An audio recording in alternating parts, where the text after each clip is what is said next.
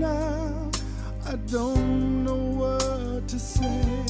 Using the same excuse that I am just a man. You tell me you've been there and hold your nails scarred so I can see. Now I know I am free and I am running back to you. I see you standing. When you talk, we listen. WBOK.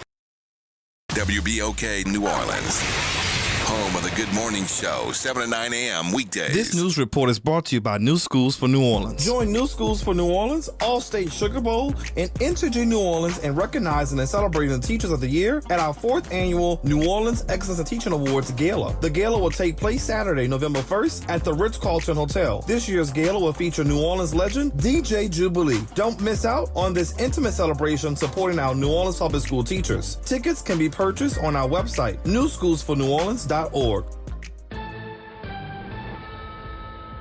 I'm Bree Wood with BIN News Now. Israeli Prime Minister Benjamin Netanyahu has apologized to Qatar for a deadly airstrike that killed a Qatari official. Israel was targeting terrorists, wasn't targeting Qatar. And of course, we regretted the loss of the Qatari citizen. It wasn't our target. The strike targeted Hamas leaders in Doha. Students and community members are honoring Demartravion Trey Reed, the black 21-year-old found dead at Delta State University in Mississippi. Vigils, fundraisers, and a new scholarship in his name are helping keep his memory alive as his family continues to call for justice. And TV powerhouse Shonda Rhimes is giving $15 million to Dartmouth College to build a new dorm named after her. Opening in 2028, it'll be the first building on campus named for a woman or black person, part of a plan to ease the school's housing shortage. Get BIN News Now on demand 24/7 on the iHeartRadio app. Good morning, wake up. The Good Morning Show. Good morning. On WBOK.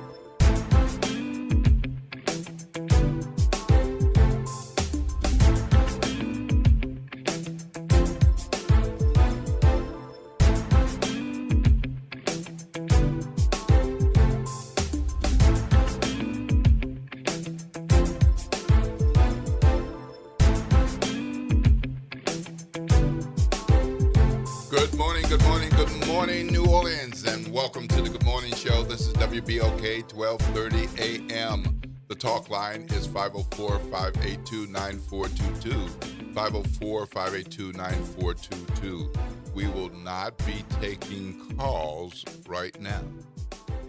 Today, we have a special show. I am Will Sutton, and I am here with Chief Eddie Compass. And normally, we're here for what? We're here to hear you. That's our normal thing. Right. We would love to hear from you. And we do want to hear from you, but it's going to be about an hour and a half or so before we get to you, those who decide to call on this lovely Tuesday morning. But we're doing something special today. We've got a special show for you. An important election is underway. Early voting has started.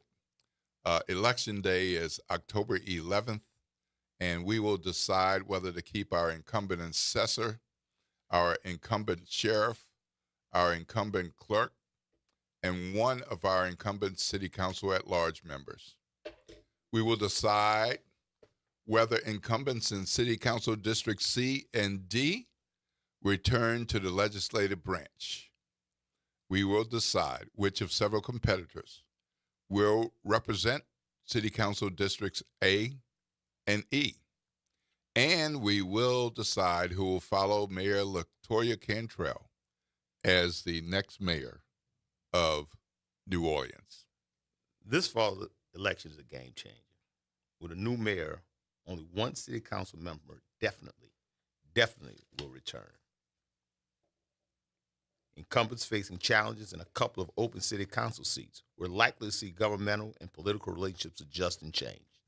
The election of a mayor could mean another non-native who fell in love with the city leads us.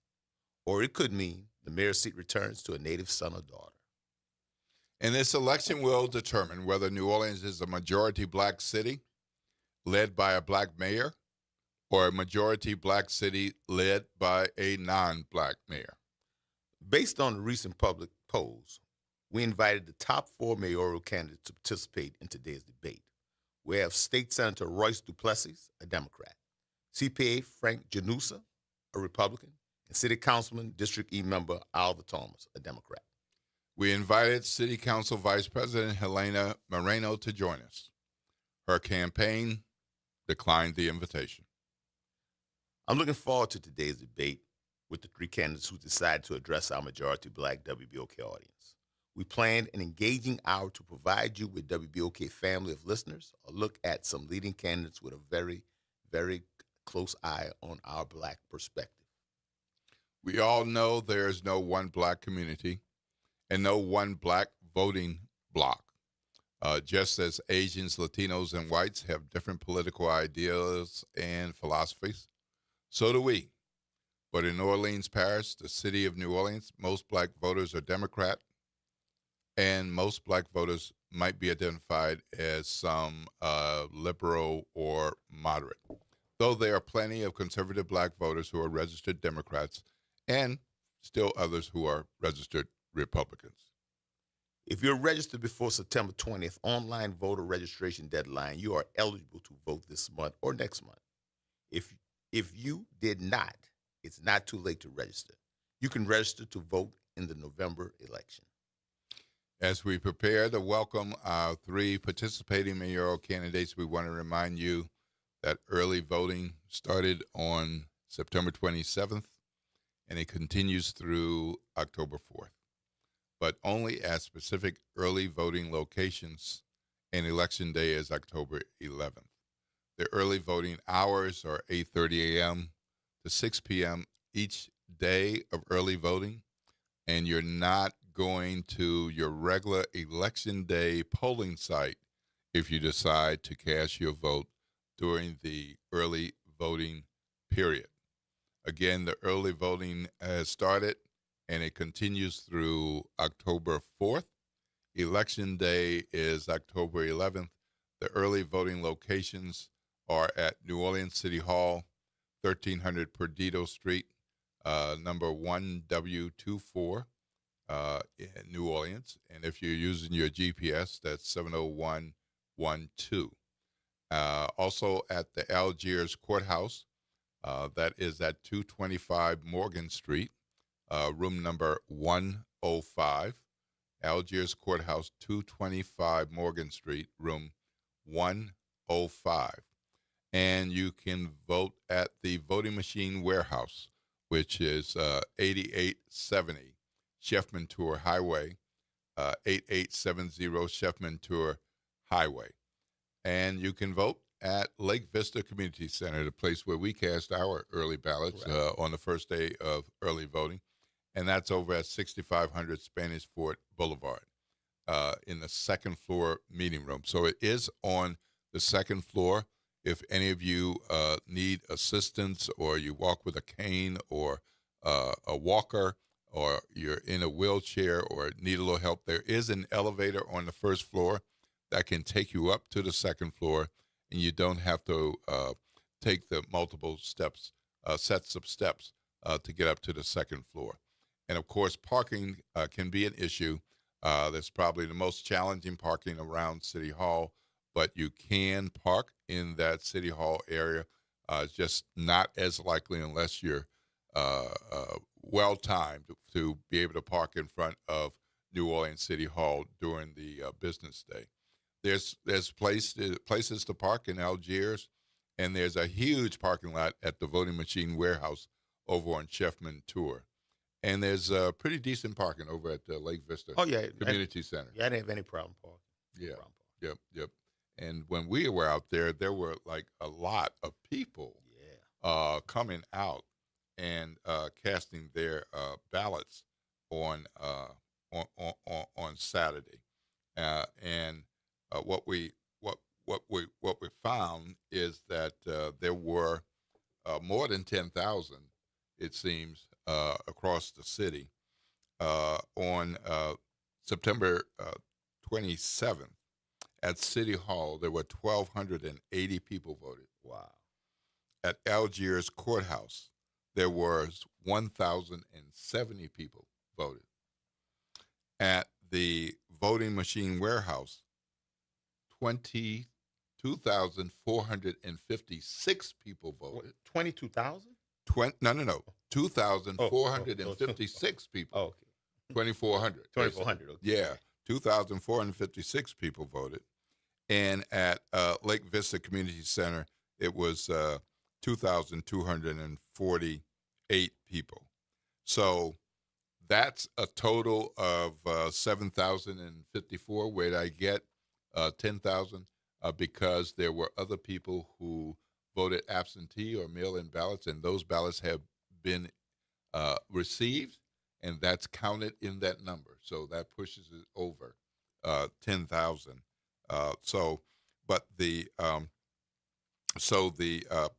Just to kind of give you some comparison on early voting on the first day, in 2017, the total was 2,669. Wow. That's a good indication. Let me repeat that. Yeah. So the total in person on Saturday, first day, was 7,054. That's impressive. In 2017, it was 2,669. 2021, it was 2,986. And in 2025, it was 7,054. Wow. So that's a pretty big first day of early voting turnout. But it continued because on Monday, the 2017 example of early voting was 723 people. In 2021, the early voting total was 1,687 people. And on Monday, in Orleans Parish, 2025, 3,640 people. That is a very good sign. That's a very good sign. That is amazing. That is tremendous. We're doing our part every day to encourage you all to get out and vote. Those are some really good numbers, but we need to keep it up. And so we're going to, keep on. We got a wonderful opportunity to hear from mayoral candidates this morning. But right now we're going to talk about a little bit about what's on NOLA.com. Yeah, according to NOLA.gov. NOLA.gov. When you go to cast your vote early, you will be asked to identify yourself with either a photo ID or a signature on a voter's affidavit. You may use a driver's license, a Louisiana Special Identification Card, a United States Military Identification Card that contains your name and picture, or other generally recognized pictures identification card that has your name and signature. So let's get to what's happening today on this special edition of the Good Morning Show right here on WBOK, 1230 a.m. 3 mayoral candidates agreed to participate. These candidates were chosen based on polling of 5% or higher in these recent polls. Each candidate will have an opening and a closing. There will be questions asked of each of the candidates. There will be questions asked to specific candidates. And candidates will have a chance to ask another candidate a question. Questions will include versions of questions we received from listeners and our questions. No one in station management or among the station owners have provided us with questions. We asked the listeners to suggest questions in advance of today's mayoral debate. We stopped taking questions last night. To make the best use of our time with the candidates, we will not be taking calls during the debate. We hope our WBOK family will listen and chime in with comments when the debate is over by calling the WBOK Talk line at 504-582-9422. And for those of you who listen on AM radio, that tell folks to tune in to WBOK 1230 AM. Those of you who are elsewhere, not in New Orleans, not in Louisiana, or in elsewhere in Louisiana, you can tune in via the station's website and get to the internet. And for those of you who are watching on Facebook Live, we love our Facebook listeners and watchers. We know you can see us. Well, you'll notice that the studio setup looks a little different. That's because we wanted to make the debate most comfortable and practical for a good debate today. And so that's why you see a different kind of setup. So Eddie and I are over here in this corner. This desk is usually turned over that way. The monitor is here. We still have our Facebook Live cameras in studio. We've got 3 of them. One's over there, one's above. Nine behind the glass, helping us out with this mayoral debate, get this going today, and then another one over in this corner. And as you can see, those of you who are on Facebook Live, we've got 3 chairs for the 3 mayoral candidates who agreed to participate with us today. So, yes, it looks a little different, but that's because we want to make sure that they are comfortable and that we are comfortable and that we are set up for the best of possible debates. They can also watch live on YouTube. They can also, Once the candidates. Yeah. Once the candidates enter the studio and start getting situated, we'll transition into debate mode with the candidates. Please bear with us as we work to stick to our own rules. Respectfully ask for grace in advance since we're likely to be off by some seconds or more with one or more questions or answers. All right. It's not something that we do every day. No. Even every week or even every month. But we felt it was really important to hear from some of the top candidates. The top candidates were all invited. And, of course, one of them declined the invitation. So this is a special edition of the Good Morning Show. And when we will be alerting the candidates along the way and alerting you when there are time limits. And that's going to be a part of the format. So the mayoral candidates will sit in these 3 chairs for those of you on Facebook Live. For those of you who are listening via internet or radio, we have 3 chairs across the table from us in the WBOK 1230 AM studio. And we are set up for a good morning and a good debate. We're expecting our mayoral candidates to arrive at any moment. And when they do, we will get them situated inside the station. And then we will be getting going with the debate soon after that. We're going to be taking a break, and we'll be talking about a few other things as we get our candidates settled into WBOK headquarters on the beautiful South Campus of Xavier University, and we will be back in touch with you. You're listening to WBOK 1230 AM, what New Orleans is talking about all day long.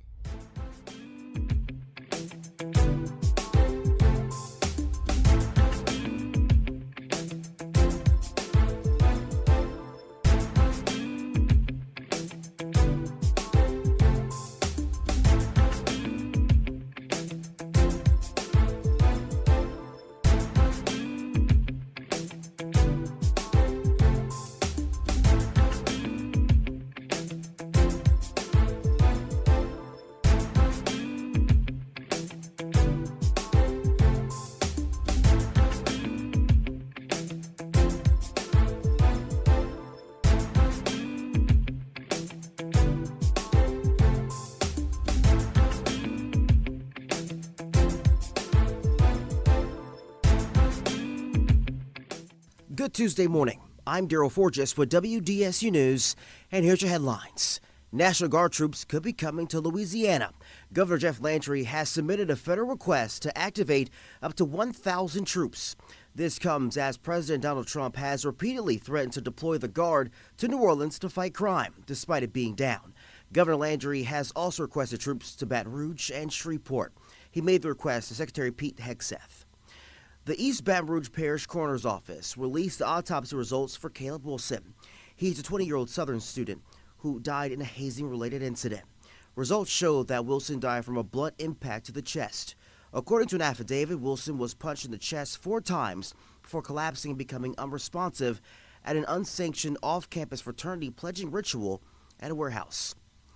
Up until a few years ago, trash was picked up twice a week, but after services were reduced to once a week, some residents are frustrated because their bills, well, they look the same. Now, State Representative Alonzo Knox says he's calling for a review of the city's trash fees. He's sending a letter to the Capitol requesting the legislative auditor and attorney general review the city's trash collection fees. Now, the issues over trash collection comes as the state legislative auditor will soon be brought in to try to get a handle on the city's finances. The city council made that move in a vote last week. The administration and council have been going back and forth over what kind of deficit New Orleans is truly in. Some leaders say it's close to $100 million. Officials say the auditor could arrive within the next week. I'm Daryl Forges, and that's your headlines for WBOK. Have a great day. This is the Bloomberg Black Business Beat. New York Knicks All-Star forward Karl Anthony Towns is getting ready for another big season in the Big Apple. But off the court, Towns has his eyes on business and plans to invest in teams once his playing days are over. He stopped by Bloomberg World headquarters for the annual Power Players event and said that even though he's a basketball player, he's really interested in another sport's growth. I know because I play basketball, we jump to the NBA franchises, but I think there's more opportunities out there in other sports as well, and I think one of the ones that I'm very intrigued in is MLS. I think MLS has a large growing factor, and with soccer already so big around the world and outside of America and only growing here now thanks to, Messi and some other big names coming over, I think that there's a chance to get in early right now into the MLS game. It sounds like at least one prominent Knicks player will be ready for the FIFA World Cup when it comes to the U.S. I'm Bloomberg's Justin Milliner on the Black Business Beat. Lowe's knows you've got a job to do, and we help get it done. With the MyLowe's Pro Rewards program, eligible members save more with volume discounts on qualifying orders through a quote of $2,000 or more.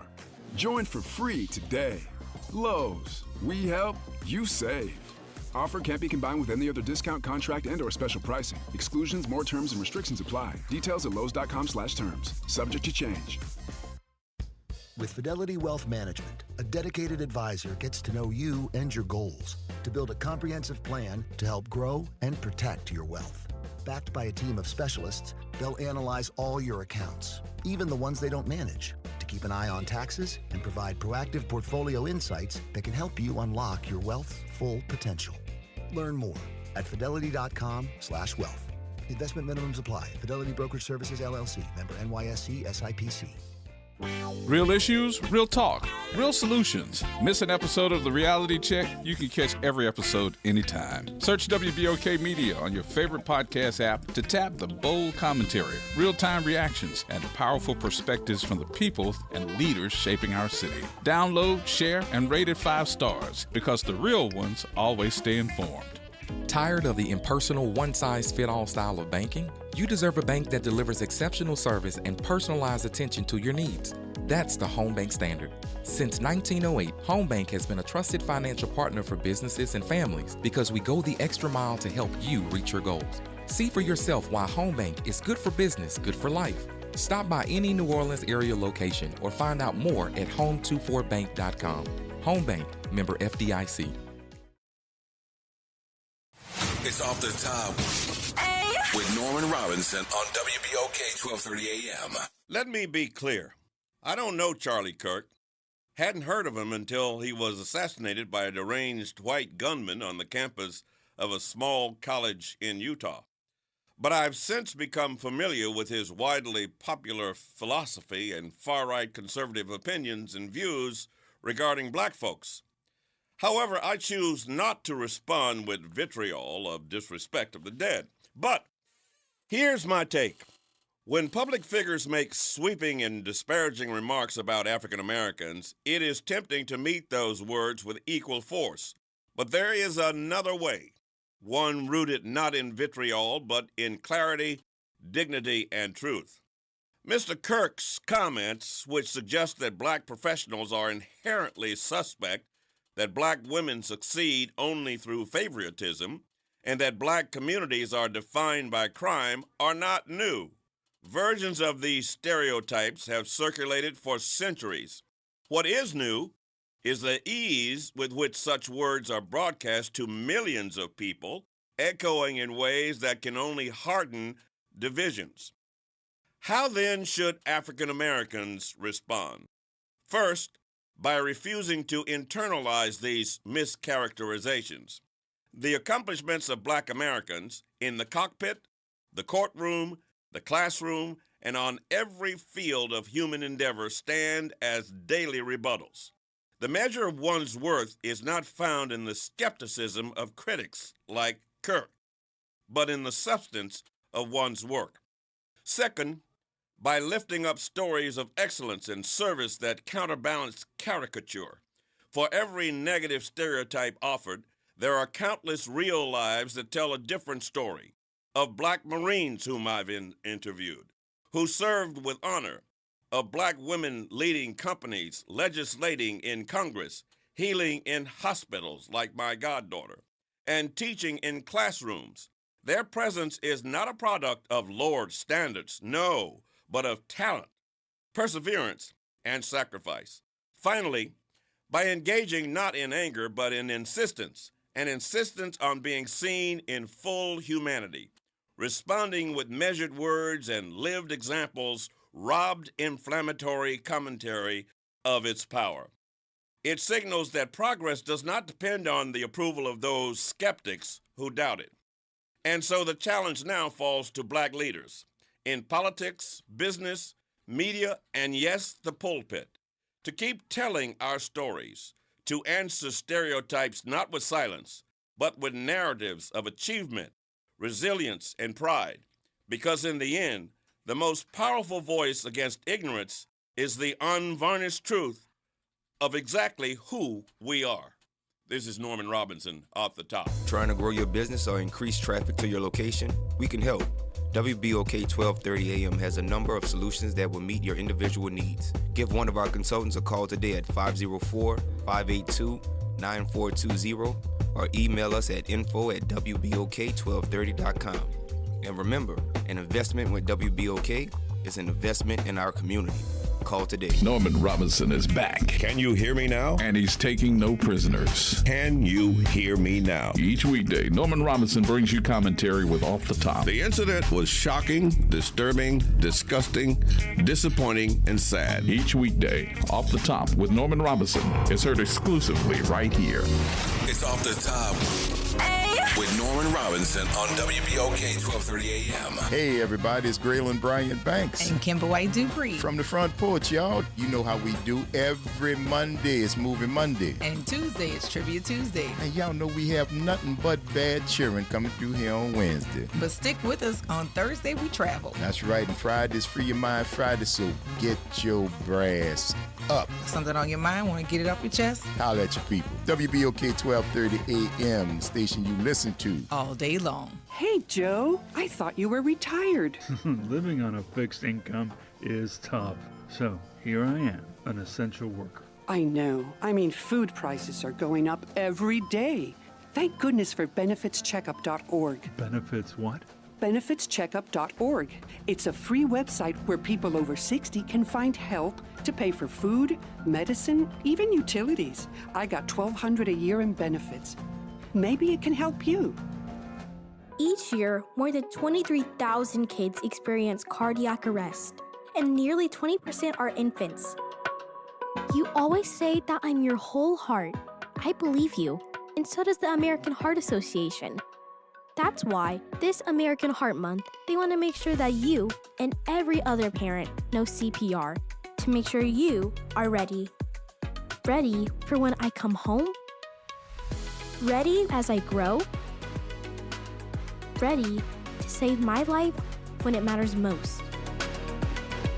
Learn CPR. Making a difference in the community. WBOK 1230 AM. Good morning, wake up. The Good Morning Show. Good morning. On WBOK.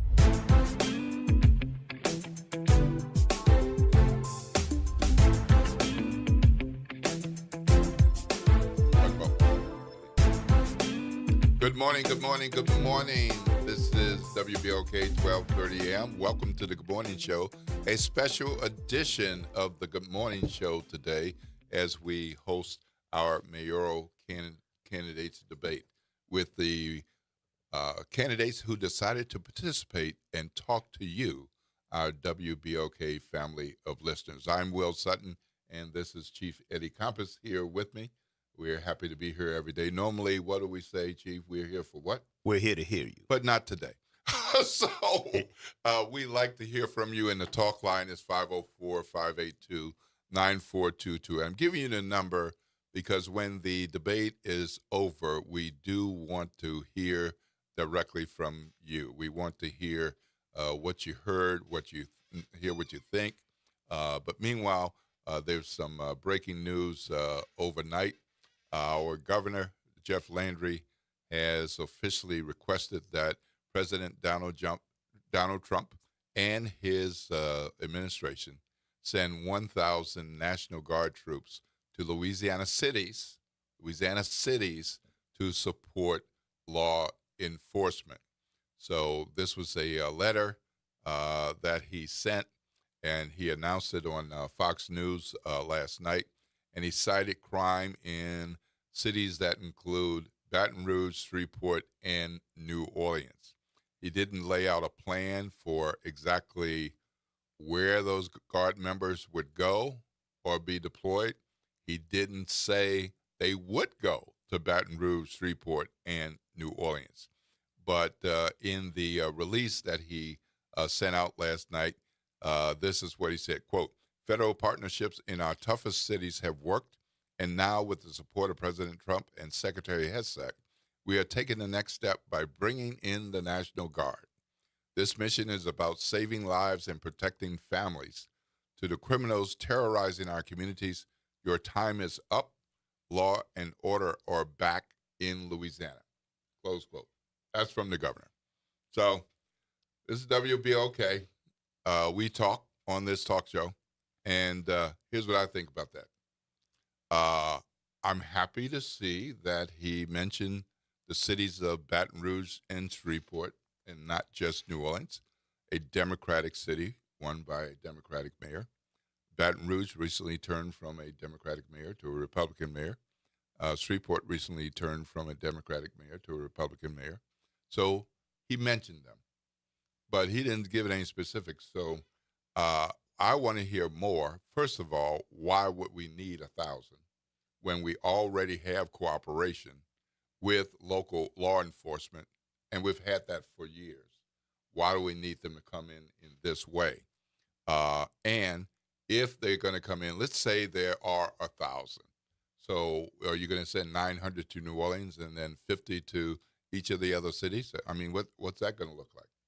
When we know that other places have higher crime rates than New Orleans does. And New Orleans is at a historic low. So, Chief, I want to know what's the plan and why would we pull the trigger on 1,000 folks coming to Louisiana? Well, I've been in a position to use the National Guard when I was superintendent of police. As long as you utilize your resources to optimal efficiency, the National Guard can play a very major role in crime fighting. You have to put them in a position where they will be effective. When you look at it from the perspective of handling actual calls for service, say domestic violence calls and accidents, well, that's not something they're basically trained for. So you wouldn't just deploy them in that regard. But if you're talking about putting them in positions where they'll be doing directed patrols, where they'll be doing things for visibility, I think there's a role for them. So, you have to look at it from a totality of circumstances. When you look at your resources as a police executive, it's multifaceted. Police work is not just one-dimensional. So when you look at it, three things have to happen in order for a crime to take place. You have to have a motivated offender, you have to have a victim, you have to have absence of guardianship. That could fill a role for the absence of guardianship component. So therefore, if you utilize the resources to their optimal efficiency and use them in a capacity that they will basically be able to do a job that will free a police officer who has a different skill set, who has a multi-skill set to handle actual calls for service, I think it could work. Well, we'll see. We'll see. First of all, it's not they are coming. It's making the formal request. But as you know, just recently we had Chief Ann Kirkpatrick, head of the New Orleans Police Department, on, and she said she didn't have a clue. Nobody's been talking to her about National Guard coming in, and I think that's pretty ridiculous. So I hope somebody from the White House administration, somebody from the state government leadership has been in touch with Chief Ann since then, so that it can be in a situation where she said, quote, no takeover. Yeah, and I think when she was here, she said that as long as they'll put in capacity, it would enhance the police department, she would welcome the help. She said, but she hadn't had an actual conversation with the people. But I'm sure they're not going to just put them out capriciously, arbitrarily, or vicariously. They're going to put a definitive plan in place where they could be utilized to their optimal efficiency and actually benefit the New Orleans Police Department in that regard. Right. And so, okay, we're getting an update about OT's arrival. So are you all still good right now? All right. And we have scheduled till 8:30. So we're going to stick with that unless you all give us an indication that you're okay with going over that. So at this point. Yeah. So no problem. So we're going to stick to the time that we gave each candidate, and that's what we're going to do. I'm getting feedback from the producer now, and so we will make adjustments accordingly to stick to our time as we proceed with the program this morning. We have in studio CPA Frank Janusa, Republican, and we have in studio State Senator Royce Duplessis, a Democrat. Both are candidates for mayor. We have an okay from City Council member Oliver Thomas. He has not arrived. We're going to go to a break now, and we'll be back with you shortly. You're listening to WBOK, what New Orleans is talking about, all day long.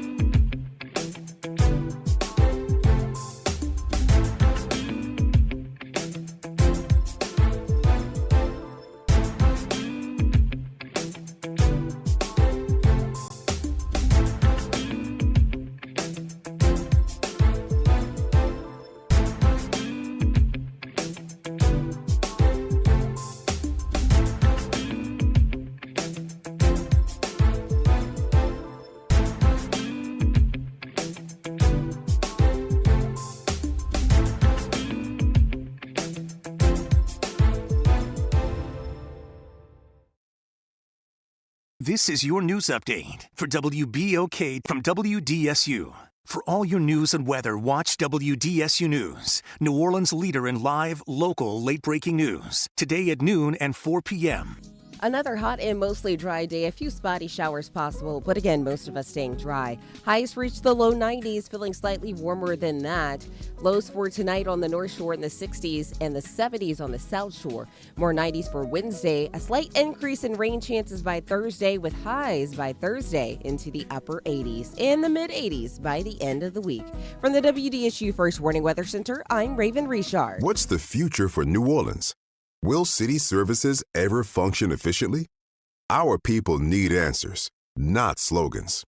That's why the Nonpartisan City Services Coalition has asked the candidates for mayor how they plan to fix city government. Want to know what they said?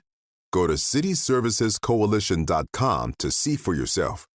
It's time for action, not excuses. The next step is yours. Paid for by the City Services Coalition. New Orleans is an easy city to love. It shouldn't be a hard place to live. I'm Matthew Willard, born and raised in Gentilly, proud to carry on my family's tradition of public service. In less than 6 years, I passed 36 bills that made a difference. Now I'm running for City Council at Large Division 1 so we can keep living in the city we love. Safe, affordable, and one that gets the job done. New Orleans, let's make it happen. Paid for by the Matthew Willard Campaign. People keep telling me the reasons why I shouldn't run for mayor. Some people say it's my past. I've owned it. I've taken responsibility, and I've learned immeasurably from it. The poll numbers, politics isn't about popularity. It's about leadership. For all the reasons Liv said I shouldn't run, this is why I have to run. I'm running for us. I'm Oliver Thomas. I'm running to be your mayor. Let's get this city back on track, together. Paid for by friends of Oliver Thomas. Michelle Woodfork is New Orleans born and raised, a proud graduate of St. Mary's Academy. She earned a master's in criminal justice and rose through the ranks to become chief of police. She turned the NOPD around, reducing crime, boosting morale, and expanding recruitments. She's earned this city's trust, and as sheriff, she'll be a leader we can all be proud of. Michelle Woodfork, proven, prepared, the right choice. Paid for by Michelle Woodfork for sheriff. Our city thrives when every business has a fair chance. But when it comes to promoting equality, Helena Moreno has been anything but fair. In 2024, Moreno blocked a properly awarded sanitation contract to Black-owned Henry Consulting, giving the deal instead to a political supporter. Moreno opposed extending Richards Disposal's contract after nearly 20 years of service. It cost us $19 million more, all so she could favor a political ally. This year, Moreno refused to renew a 12-year marketing contract with the Black-owned Spirits Group. Moreno even refused permits for 4 Black-owned restaurants to locate in New Orleans East. And when one of the city's most transformative projects went to a vote, Moreno refused to fund the city's share of the 50% Black-owned Bayou Phoenix development. There's a warning. Moreno plays politics. Our city pays the price. Paid for by People for a Better New Orleans PAC. The New Orleans Jazz and Heritage Foundation is the nonprofit organization that owns the New Orleans Jazz and Heritage Festival presented by Shell. With the funds generated from Jazz Fest, the foundation invests in Louisiana companies through economic development, cultural enrichment, and free educational programs. To learn more about what the New Orleans Jazz and Heritage Foundation does, please visit www.jazzandheritage.org. Good morning, wake up. The Good Morning Show. Good morning. On WBOK.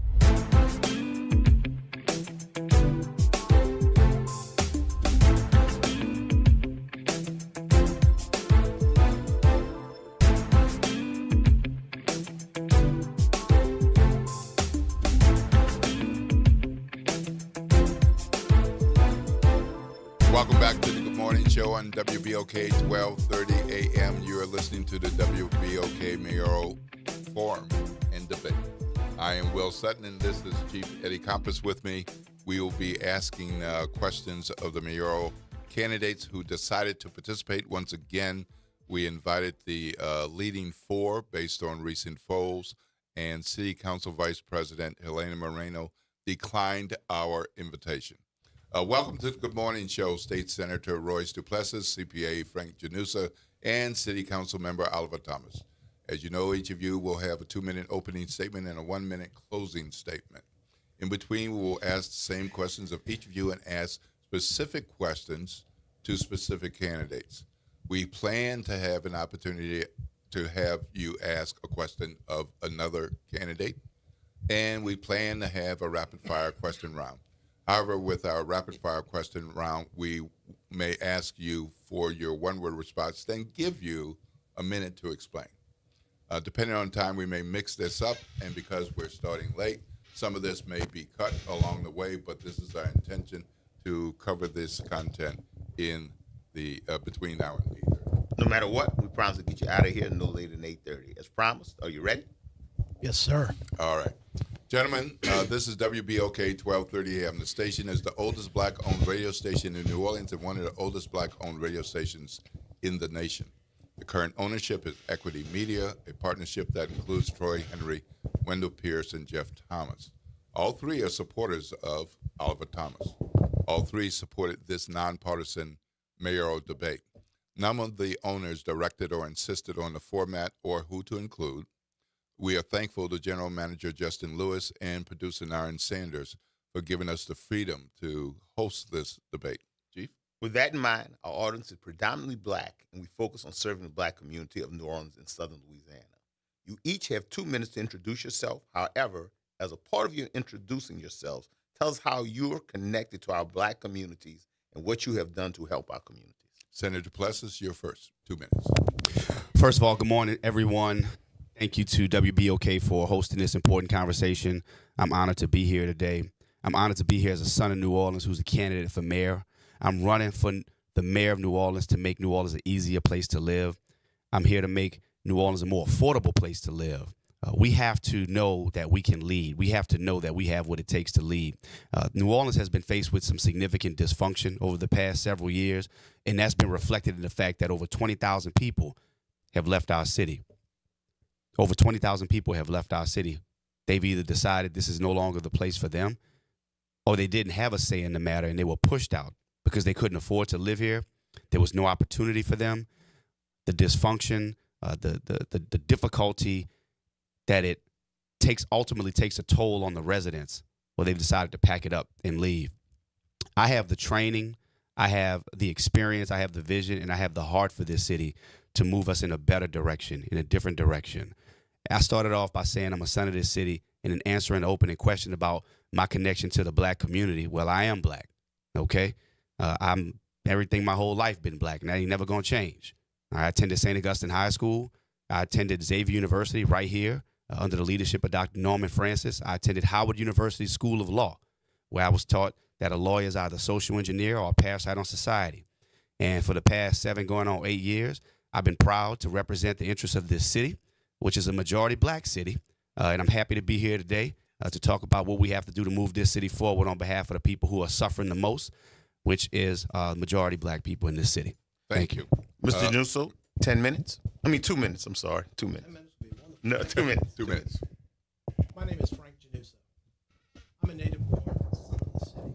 I'm a CPA with 52 years of experience.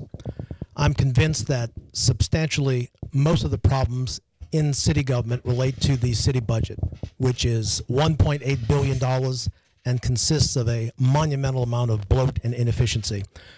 With my training in tax planning, budgeting, and general investment advice, I think I can utilize that skill set to move this city forward.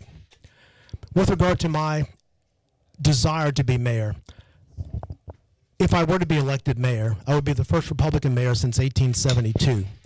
And that would be a monumental accomplishment, particularly sitting between these two gentlemen who are titans of local and state government. I'm very proud to sit between the two of them.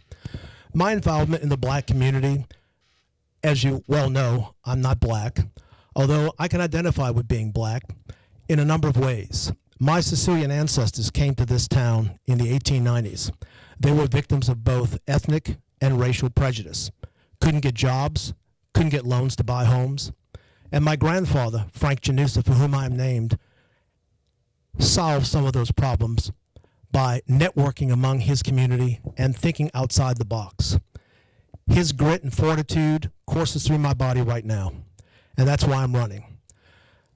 While I have not been directly involved with the black community, I have been involved to a nice extent with St. Augustine High School. My wife and I have made contributions to the school. We've even hosted the now deceased president of the school at our home several times, and I'm very proud of that, and I'm very proud of St. Augustine. Councilman Thomas, 2 minutes. First of all, I want to thank the station, its owners, its management. I want to thank one of the best young producers in the entire business, Naren. And it's good to be back home. And yes, I did wear my home field jersey. I've always been comfortable here. And comfortable here mostly because the people who listen and support this station made me feel comfortable. And on my journey, coming back to New Orleans, getting back involved in our community, we made my life public here in terms of the journey, what it took, how was I going to reestablish myself in this community, and who would feed my heart and feed my brain. So for me, the decision to run for mayor was really a combination of everything that I heard here as host of the Good Morning Show, or co-host at times. If you hear me talking about trash pickup and delivery of services from city government, it's what I learned from the listeners and the people who called in here. If you hear me talk about public safety, our children, the quarterly roundtable that we had here in this studio with our children was started by me based on comments. I was the first person in the city to have a segment on mental health. Now that mental health is trending, everyone talks about mental health. Well, Victor Sims and I, and Denise Sherrington and Brian Turner and Dr. Mosho and Arnold James and Tammy Wilborn, we started talking about mental health here. The late Carl Segura, when he talked about a trauma center, that was from Conversations on WBOK. So when you hear me talk about a city that works for everyone, it's everyone who listened or should have listened to this show. And when you talk about having a seat at the table, now the New Orleans, you're going to build the table. And if you build the table, you automatically got your seat. I'm Oliver Thomas, number 26. Y'all help shape me. All right, let's move to some general questions that each of you will have a chance to answer. Listen to the question. Each of you will have up to 2 minutes to answer each question. I'll be keeping the time, and I'll let you know when you have 10 seconds. In 1950, New Orleans was a majority white city with about 67% white residents. By 1980, that flipped. New Orleans became a majority black city with about 55% black residents. By 2000, the city was 67% black. That changed after Hurricane Katrina. Our population continued to fall. How has life in New Orleans changed with fewer black people? And how would you balance increasing the general population of New Orleans if it means losing black population? Mr. Januso, you have 2 minutes. It's a very interesting question. First of all, we've got to make the city of New Orleans livable and affordable. We've got to generate a quality of life for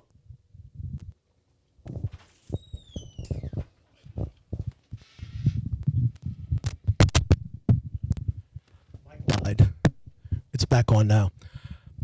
We've got to make the city affordable to all residents, black, white, Hispanic, Asian, etc. The ability to make life affordable and generate quality of life for our citizens of all races is to have a budget that works for everybody by having basic services.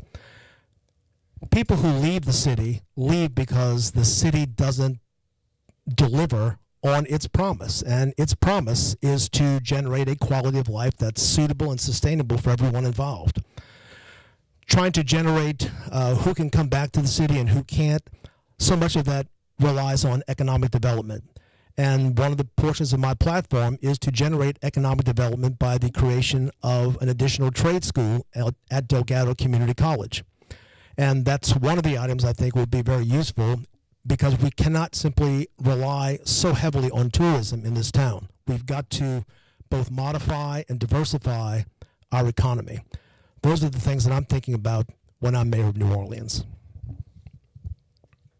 Mr. Thomas, 2 minutes. So let's take a look at population loss and growth, whether it's the Great Migration, Isabella Wilkinson's book, The Warmth of Other Suns, Southern Migration, or from big cities back to or from rural areas back to big cities. It was usually because of opportunity. In many cases, it was because of retirement. So if you have a city that's reliable, where the services work, where it's safe, where there's a good education component, those people who are not in that city will tend to want to pick that city, and those folk who are there will stay. But there's another phenomenon if you study population loss and growth. The other phenomenon is people, if they're from a place and they've retired professionally at a place, or they've peaked in terms of wanting to be someplace, they want to go back home. So for me, it's not just about maintaining and stabilizing our population. And I want everyone, white, black, Asian, young, old, Hispanic, poor. I want everyone to say New Orleans is my first choice. I want our kids to say it's our first choice. But if you expand opportunity, if it's safe, if you have a good education system, and if it's a place where elderly people say they want to retire because they either own property there or they want to come back to their loved ones, that's the kind of New Orleans I see. But simply, all of the platform issues that all of us talk about, if you improve city services, if you make permitting easy, if you pick up trash, if folk feel like they can walk around the corner or go to the gas station without being carjacked, then that city's an option. But the foundation of it has to be creating opportunity for our kids and expanding our economic footprint and making sure that, for me, I think I'm successful as mayor if people who are displaced after Katrina or people who are retiring say, I want to go back what? Home. Home is the sacred word. Senator Duplessis.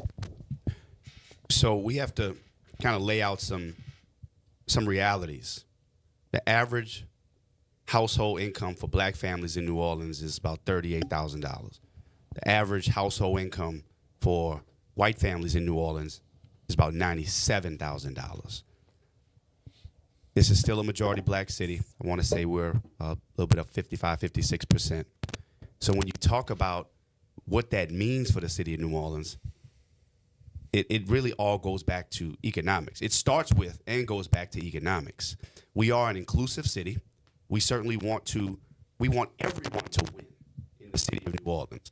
But New Orleans cannot win if we ignore race, because the majority of the city is made up of black people who, based on the numbers I just gave you, are not doing the best statistically and in terms of economics. Everything that New Orleans is, you've seen the saying, is because of black people, right? What I mean by that is when you look at that Mardi Gras Indian, this outfit right here, the cultural significance of black people to the city of New Orleans, to the world, is something that we cannot downplay enough. But what we have to do is focus on economic opportunity and be intentional about it. We have to focus on economic opportunity, and I think that's the key. Whether it's people who left New Orleans due to Hurricane Katrina and couldn't come back, that was because of economics. Those who could leave before the storm came, that was because of economics. The lack of opportunities, whether it's jobs at the Port of New Orleans, whether it's jobs in healthcare, whether it's jobs in tech. Look at the number of people we lost after Hurricane Katrina when all the teachers got fired. You know, my dad was a teacher in the Orleans Parish school system. My mother worked at the Postal Service. The black middle class has been squeezed out. And until we focus more on rebuilding that black middle class, it's going to be very difficult to address the issues that we're faced with right now. Okay, good. I think each of you and several other mayoral candidates have said if elected, you would keep New Orleans Police Department Superintendent Ann Kirkpatrick. Recently on our show, the chief said that the next police chief is already a part of the NOPD. Would you seek outside candidates to replace Kirkpatrick when she leaves or retires, or would you say today that this city, black city needs a black police chief next? I guess you start with me this time, right? All y'all rotating. Mr. Thomas, 2 minutes. Yeah, fortunately, I've had that conversation with Chief Kirkpatrick already. And you know, the listening audience knows that everyone knows I was the one vote against Chief Patrick because I thought that former interim Chief Woodford, who would have been the first African-American female, had earned the right, especially because she had led to the last couple of years in reduction of crime. So she had put us on the right path. In my conversation with Chief Kirkpatrick, I said it's important that she help transition under my administration to the next police chief, who would be somebody homegrown and local. I don't have anything against people who are not from here, but we have a lot of talented people who are here that deserve the right to lead. One of the things I hope we would overcome is that anytime we meet an expert or someone from some other place, that they're better than the folk here in New Orleans. Yes, we have some challenges here in New Orleans, but we got some of the best and the brightest right here, and we need to make sure we're developing them and keeping them home. Senator Duplessis? Yeah, I'd like to build on that. With respect to Chief Kirkpatrick, she has been doing a good job. Morale appears to be higher. The numbers are moving in the right direction. We still have some challenges to overcome. So the question would be, if she wants to stay, my intention at this time would be to keep her. I believe it is important to always focus on developing and growing from within to the extent that we can, but we don't exclude considering leadership from outside of New Orleans. But it would be always my intention, if Chief Kirkpatrick decides that she doesn't want to stay, or for whatever reason we have to reevaluate leadership at New Orleans Police Department, that it is always the intention to try to promote from within. That is my belief. And I believe the same thing applies to this mayoral race. I reject the narrative or the idea or the concept that we are not competent enough to govern ourselves, that we don't have what it takes, that we're not good enough, that someone else's ice is colder. Because that's a narrative that's been pushed for a long time. And I believe in many ways it's playing out right now in front of our face. And we have all of the talent, the intellect, the heart to lead effectively, not just because you're from the city or not just because you're black, but because you've done the work. And people of New Orleans deserve to know that one of their own can lead in all capacities of leadership. So that's my philosophy when it comes to leadership, but that's not to the exclusion of anyone who may not be from New Orleans. But I think it's important that someone from New Orleans who understands the intricacies and understands the fabric of the city, understands the history of the city, understands the people of the city, to be in a position of leadership. I think it makes a real difference. Thank you. Mr. Janusa, 2 minutes. New Orleans has always been an international city since its founding in 1718. The talent, the drive, the knowledge base of native-born citizens of this city cannot be deemed to be a second class. The belief that I have is that while there are innumerable other candidates who could serve as a future police chief in the city, could come from anywhere. But when you are a native-born son or daughter of this city, you have the fabric of that city written all over your body. You know the history, you know the people, you know the culture, you know what can and can't be done in the city. So when it comes time to choose a successor to Ann Kirkpatrick, who, by the way, I think is doing a very fine job. She's implemented a number of programs that have been successful. As a matter of fact, tomorrow I will be having coffee with the 3rd District policeman, and I will attempt to expand on that idea and get a feel from the guys whose feet are on the ground every day. The use of outside talent is always beneficial, but I think you've got to give extra points to someone who's a native because of their inborn desire to make this city grow again and be a city which should be and will be, once again, the Queen City of the South. Thank you. Welcome to the Good Morning Show, a special edition of the WBOK Good Morning Show. If you're just tuning in, we're hosting 3 candidates who accepted our invitation to participate in today's debate. Senator Royce Duplessis, CPA Frank Janusa, and City Council Member Oliver Thomas. City Council Vice President Helena Moreno declined our invitation. We'll continue with a question for each candidate before we move into a round of questions for specific candidates. Chief Compass. The city is facing a significant financial deficit. Previous mayors, including Sidney Bartholomew, went into office facing a deficit. Mayor Moon Landrieu and Dutch Muriel did a lot to provide city government job opportunities for black applicants. Mayor Bartholomew recently talked about the challenge of dealing with a deficit on our show. With a deficit of somewhere between $65 million and $140 million, can you ensure that scores of city workers will keep their jobs? Mr. Janusa. When you started with me last time, y'all just for the order. So yeah, well, what we said in the beginning, grant us grace, because we're popping around as best we can. So, Mr. Thomas, if you want to take the question, go ahead.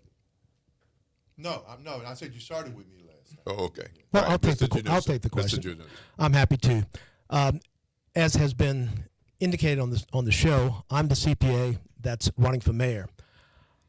I'm the one with 52 years of financial experience in budgeting and financial planning, and interestingly, the administration of oil and gas properties, which would come in very, very handy when the city finally gets its proper share of the Wisner Trust. Now, let's talk about the budget. It's not a question of people retaining or not retaining their jobs. The concept that I'm looking at is that the city's budget is improper because we are having excess expenses and we are under collecting revenue. Several of the items in my platform will indicate where additional revenue can come from, and other items indicate how we can reduce expenses. The only way you can get the $65 million to $100 million plus budget deficit in order to bring it into balance and actually perhaps create a surplus would be if we utilize some outside the box thinking. And that's what part of my platform deals with all the time. Okay. Is the mic working okay? Okay. All right. Pick up on that. Increasing revenue is very important. With regard to reducing expenses at the city employee level, I don't think that's necessary right now, but we will have to make certain that there is efficiency and effectiveness inside of City Hall. Senator Duplessis. So the first thing that we have to do is figure out what the number truly is. I've said that on day one, even prior to getting in there, we would have to begin a true audit and understanding of what the numbers are. I don't believe that bringing in the state legislative auditor to do the job of the city is the right move. And the reason that I say that is because the city is properly equipped with all of the necessary people and resources and experience to understand what the budget deficit truly is. I believe that we got here because of a breakdown between two branches of government at City Hall. The council, which is responsible for the budget, and the mayor's office, which submits a budget proposal to the city council. And there's a lot of back and forth, a lot of different narratives around whose responsibility it is. We're clear on whose responsibility it is. But to kick it up to the state, every time there is something we don't know, there's been an issue, that's not the way we should be leading, in my opinion. We need to all get together, understand well, first of all, there needs to be a hard reset. Let me start there, between the council and the mayor's office, and a true pledge that we're going to work together to put the people first. Once we get a clear understanding of where there's waste, any legacy contracts that we need to eliminate that aren't serving the people of New Orleans, we should redirect that.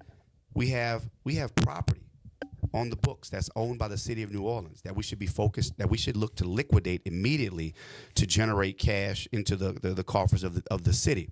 But ultimately, the last thing we should look at doing is eliminating jobs for our people who work at City Hall. Thank you. Councilman Thomas. The budget process is extremely complicated. The city council is the legislative branch of government. When we appropriate the budget, we have land use zoning, regulating energy appropriation, but as the legislative branch of government, once you appropriate it to the administration, then that's simple. That's just simple accounting. They dispense of it in many ways, and they're checks and balances, but once they start spending money, then they're accountable for it. The only reason why I agreed to bring the legislative auditor in was because the administration hadn't taken the lead in coming up with a formula or a plan to deal with the projected budget deficit. And we keep forgetting we use that word projected.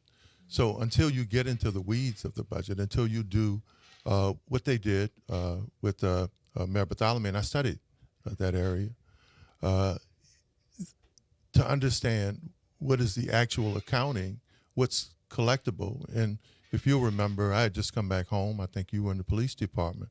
The city had several thousand more employees, smaller budget, but the deficit, he actually had to lay off a lot of people.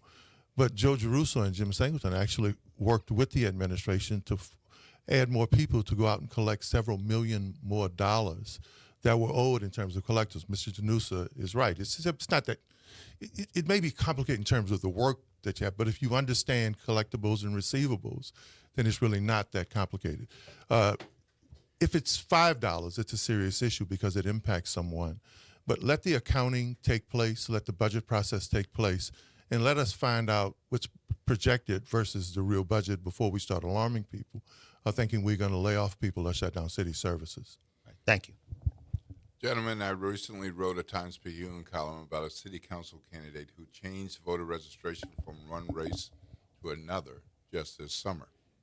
Have you ever changed your party registration or your race since you've been eligible to vote? If yes, when and why? If no, do you know of other candidates who have done so? Mr. Thomas? Yeah, there was a time when I thought that independent, because I thought that the Democratic Party had left us here in the South to our own vices. The squabbling amongst the state Democratic Party, the fact that the National Democratic Party thought they could win national elections without dealing with us, especially African Americans, below the Mason-Dixie line.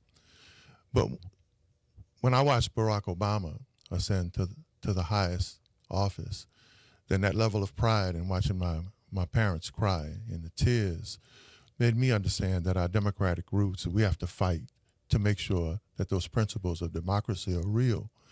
And what I couldn't understand in many cases about many of my friends and conservatives and Republicans was that, Christianity is Matthew 25, 35, and 36. It's not racial division. It's not segregation. It's not gender discrimination. When you operate as a son of the Most High, then you don't use public policy or you don't use ideology to divide people. So I am a proud Democrat. And yes, there are people in this race who have switched, I understand, have switched race and switched registration depending on who they could appease. But I've never done that in terms of politics or wanting to run for office. Whenever I made a change, it was because I thought it was the plight of people. Okay. Senator Duplessis, 2 minutes. When I first registered to vote in, I believe, the year 2000, first time I could vote in the presidential election, I registered as a black Democrat, and I've been that ever since. Never thought about changing, despite all of the challenges that the Democratic Party has experienced and continues to experience. It's never been anything that I've ever once considered changing, and certainly, well, I won't even talk about the race issue, but that's no, I've never changed anything with respect to my voter registration regarding party or race. Mr. Januso? Interestingly, my entire family, up until the late 70s, early 1980s, were all registered Democrats.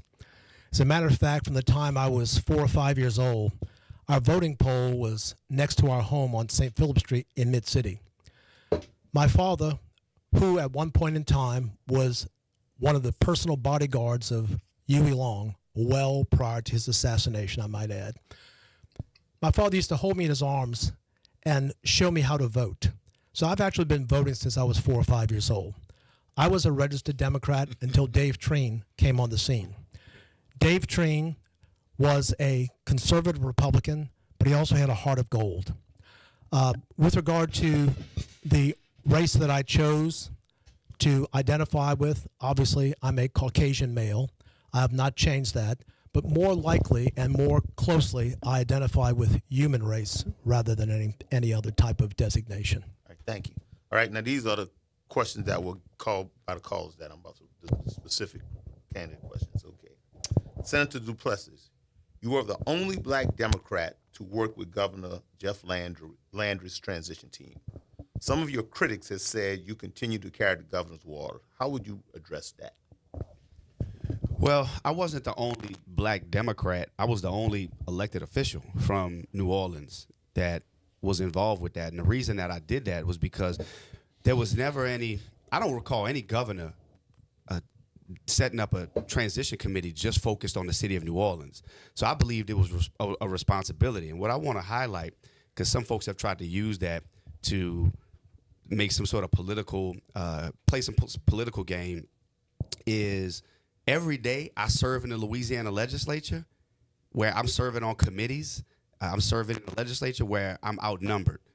So that was my responsibility in many ways, to try to be a part of trying to make sure that New Orleans was, number one, protected, and ensuring that New Orleans had a voice regarding what was happening for the city of New Orleans. That's leadership. The politically convenient thing would be for me to say, oh, I'm not going to be involved, right? So I could take the governor to task when necessary.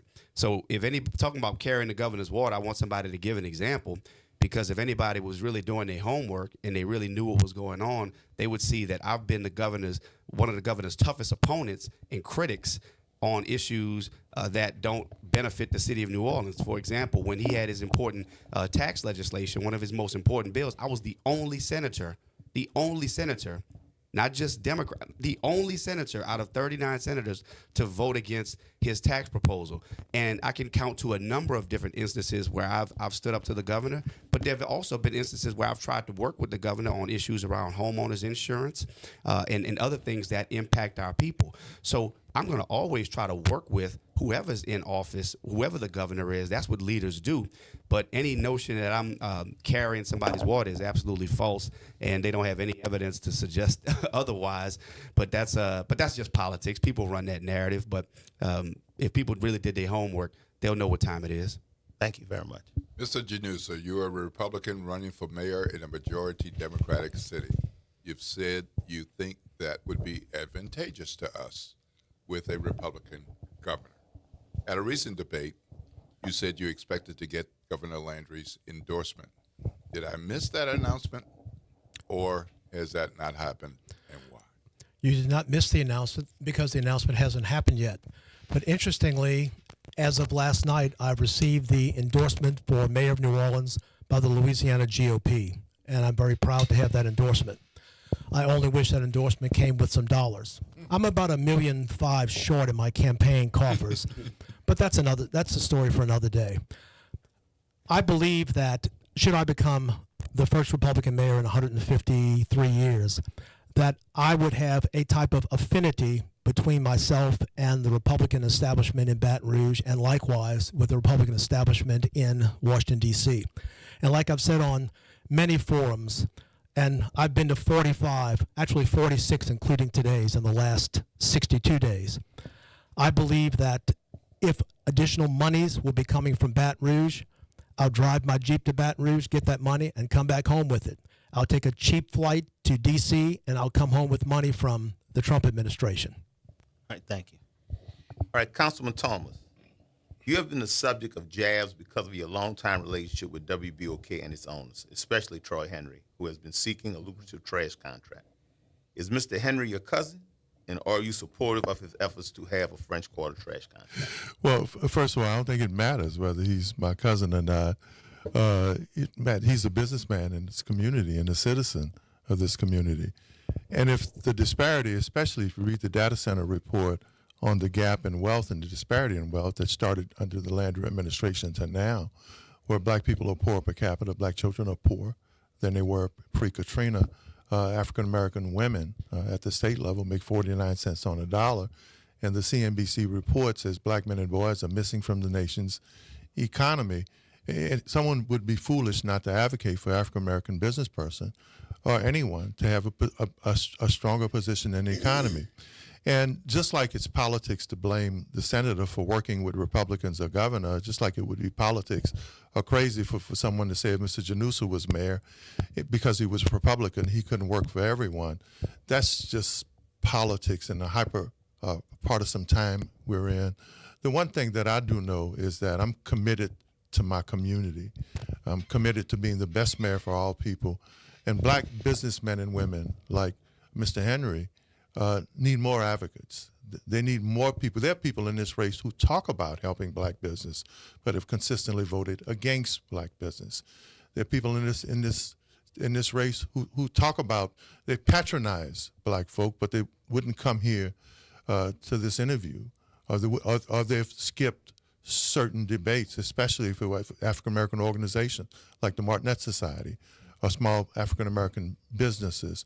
Now, I am unapologetically for New Orleans. I'm unapologetically committed to closing the wealth gap for African-American business, men and women, and making sure that they can participate, whether they're my cousin, whether they're not my cousin, whether they're my cousin, or whether they're my partner from the Ninth Ward. I'm committed to it, Papa.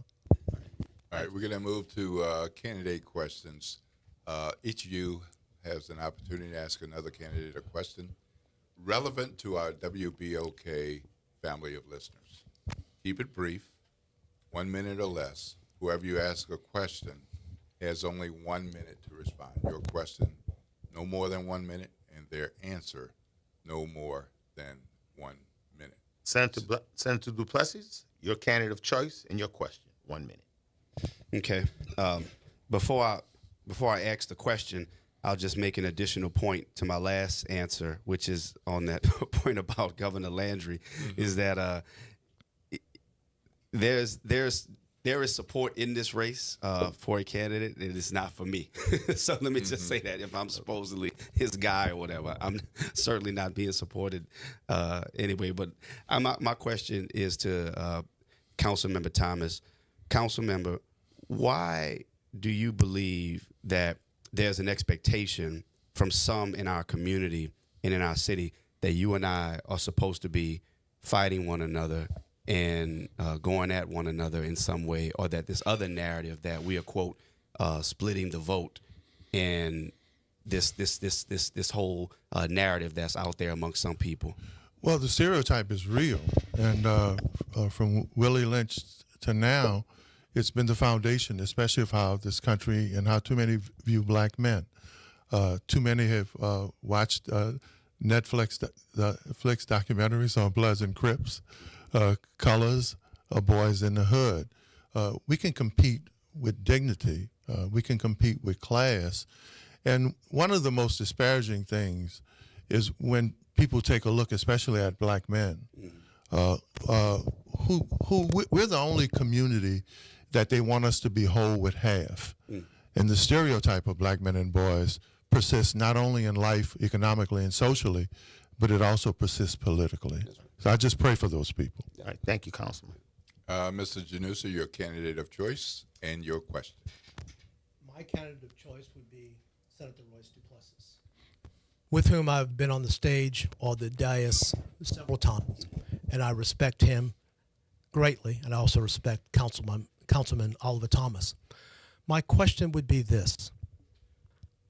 Under the assumption that there is a runoff, and that runoff would be between Councilperson Helena Moreno, a non-native of this city, and a Democrat, and myself as a native-born son of this city, a Republican, someone who has the needs and desires of the people of New Orleans always at the front of his mind, whether they're black, white, Asian, or Hispanic.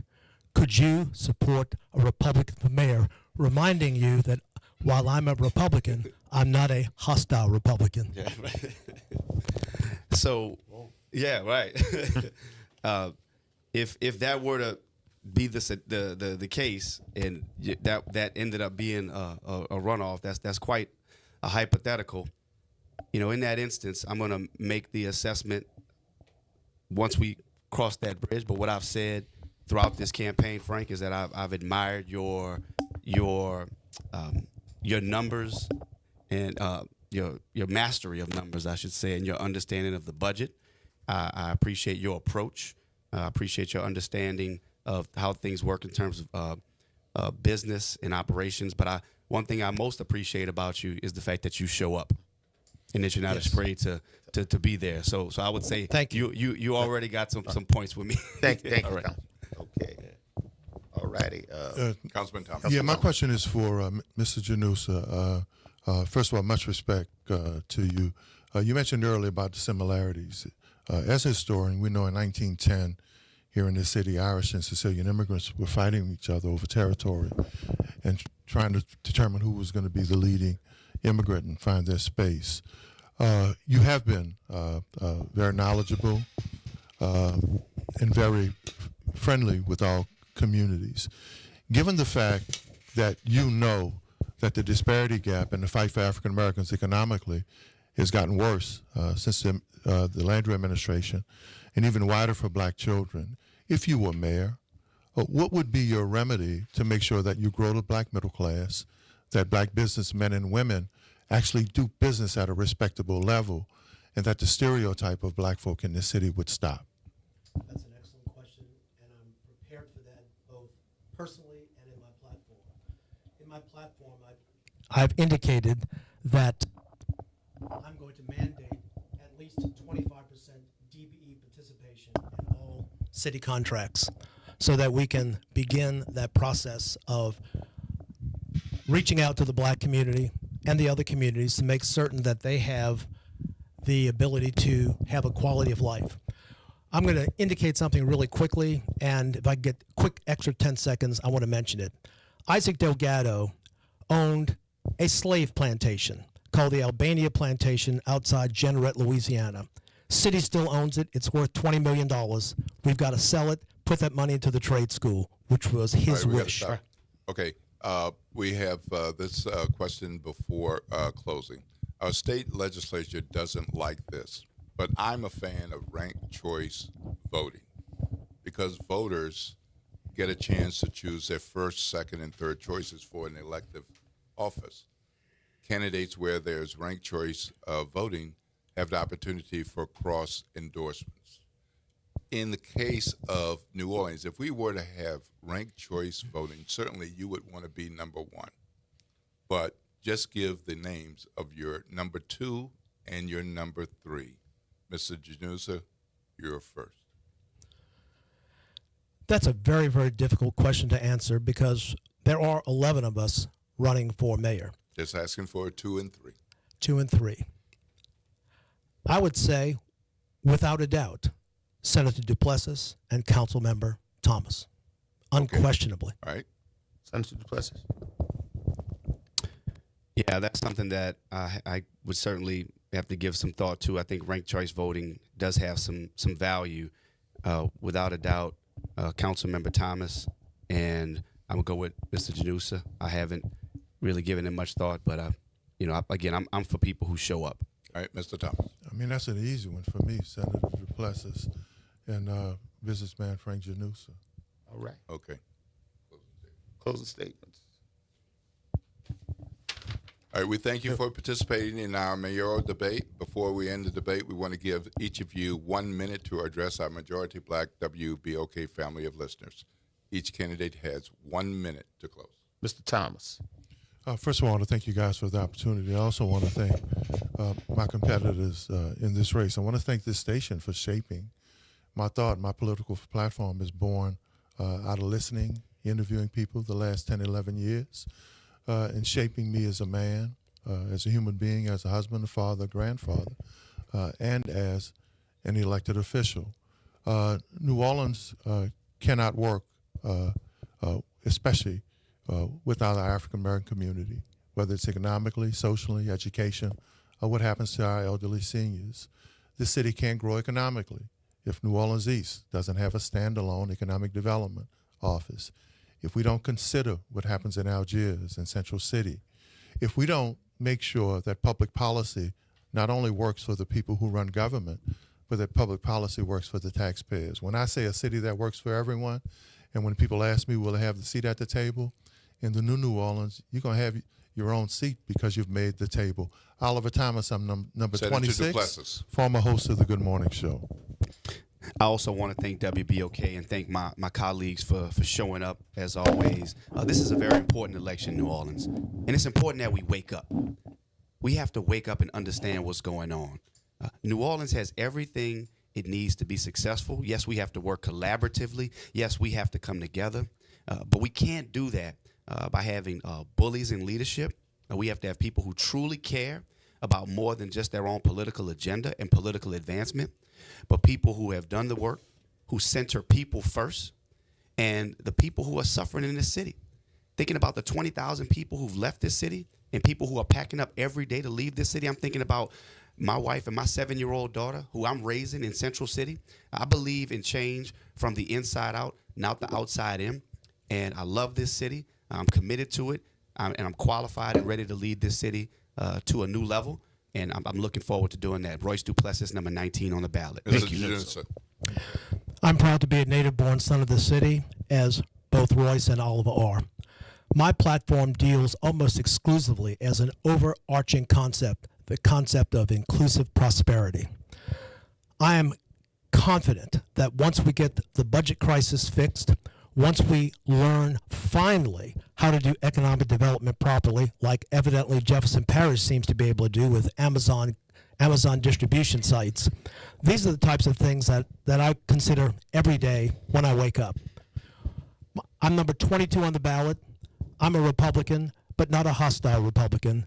I'm a man of faith, and I believe a man of character, and I'm delighted to be among these two gentlemen today. Thank you very much. That's going to do it for our WBOK mayoral debate. Thank you, Senator Duplessis, Mr. Janusa, Councilman Thomas, for joining us. Once again, we invited City Council Vice President Helena Moreno, and she declined. Thank you, our WBOK family of listeners. We hope you've enjoyed the debate and we've provided you with some knowledge you didn't have before today. We'll return and see what you think about the debate you just heard right after the break. This is WBOK, 12:30 a.m.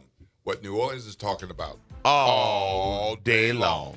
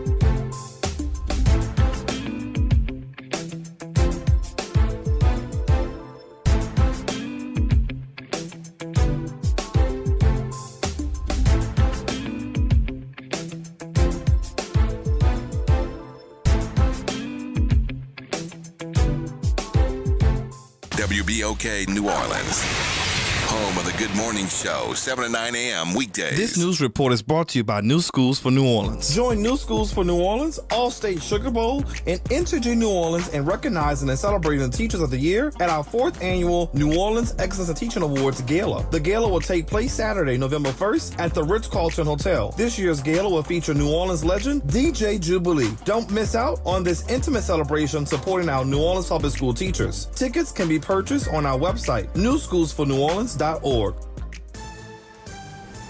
I'm Bree Wood with BIN News Now. A former Marine is in custody after a deadly shooting at a North Carolina waterfront restaurant. Nigel Edge is accused of killing 3 and injuring 5 before fleeing by boat. We got calls to our 911 center about shots fired at the establishment. He was denied bond Monday and told the judge he suffers from PTSD. His next court date is October 13th. Black Florida Representative Byron Donalds is gaining momentum in the governor's race with endorsements from 15 sheriffs, including Miami-Dade and Hillsborough. Backed by President Trump, Donalds leads in GOP polls and positions himself as the law and order and MAGA candidate.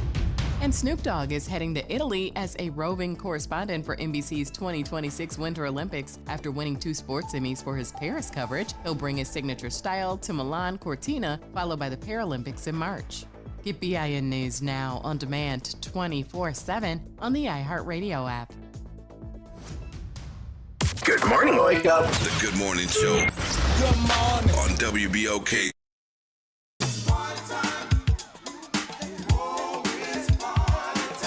That's right. It's party time each and every Sunday night at 7 p.m. on WBOK. It's the Throwback Throwdown with DJ Wick as he brings you the best in old school from the 70s, 80s, 90s, and the early 2Ks. Plus, the party goes to another level at 9 p.m. with the Throwback Throwdown Party Mix to round out the night. It's the Throwback Throwdown Sunday nights at 7 p.m. on WBOK and on the World Wide Web at WBOK1230.com. Our city thrives when every business has a fair chance. But when it comes to promoting equality, Helena Moreno has been anything but fair. In 2024, Moreno blocked a properly awarded sanitation contract to Black-owned Henry Consulting, giving the deal instead to a political supporter. Moreno opposed extending Richards Disposal's contract after nearly 20 years of service. It cost us $19 million more, all so she could favor a political ally.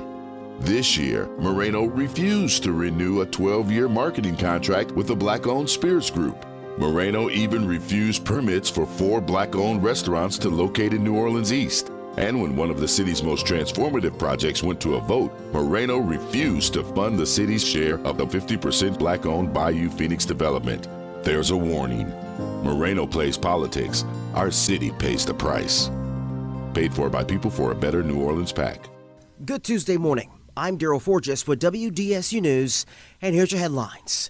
National Guard troops could be coming to Louisiana. Governor Jeff Landry has submitted a federal request to activate up to 1,000 troops. This comes as President Donald Trump has repeatedly threatened to deploy the Guard to New Orleans to fight crime, despite it being down. Governor Landry has also requested troops to Baton Rouge and Shreveport. He made the request to Secretary Pete Hegseth. The East Baton Rouge Parish Coroner's Office released the autopsy results for Caleb Wilson. He's a 20-year-old Southern student who died in a hazing-related incident. Results show that Wilson died from a blunt impact to the chest. According to an affidavit, Wilson was punched in the chest 4 times before collapsing and becoming unresponsive at an unsanctioned off-campus fraternity pledging ritual at a warehouse. Up until a few years ago, trash was picked up twice a week, but after services were reduced to once a week, some residents are frustrated because their bills, they look the same. Now, State Representative Alonzo Knox says he's calling for a review of the city's trash fees. He's sending a letter to the Capitol requesting the legislative auditor and an attorney general review the city's trash collection fees. Now, the issues over trash collection comes as a state legislative auditor will soon be brought in to try to get a handle on the city's finances. The city council made that move in a vote last week. The administration and council have been going back and forth over what kind of deficit New Orleans is truly in. Some leaders say it's close to $100 million. Officials say the auditor could arrive within the next week. I'm Daryl Forges, and that's your headlines for WBOK. Have a great day. Tired of the impersonal, one-size-fits-all style of banking? You deserve a bank that delivers exceptional service and personalized attention to your needs. That's the Home Bank Standard.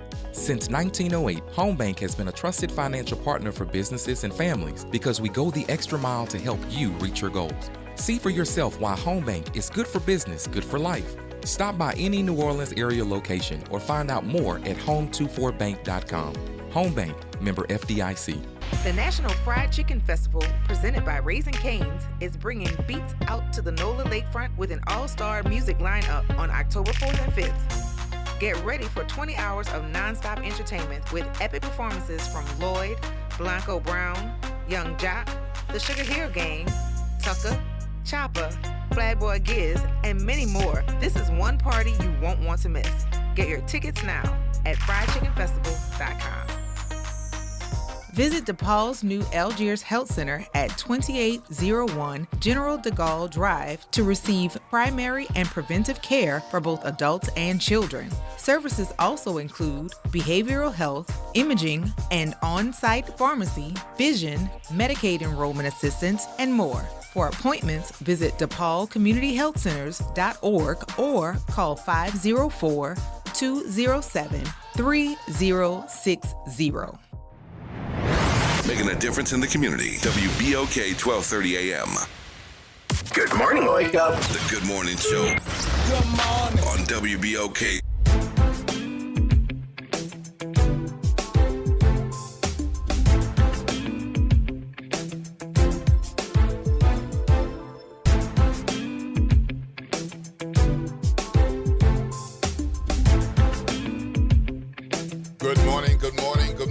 Good morning, New Orleans, and welcome back to the Good Morning Show. I'm Will Sutton, and with me is Chief Eddie Compass, and we have not been listening to our listeners. I know you like to say what?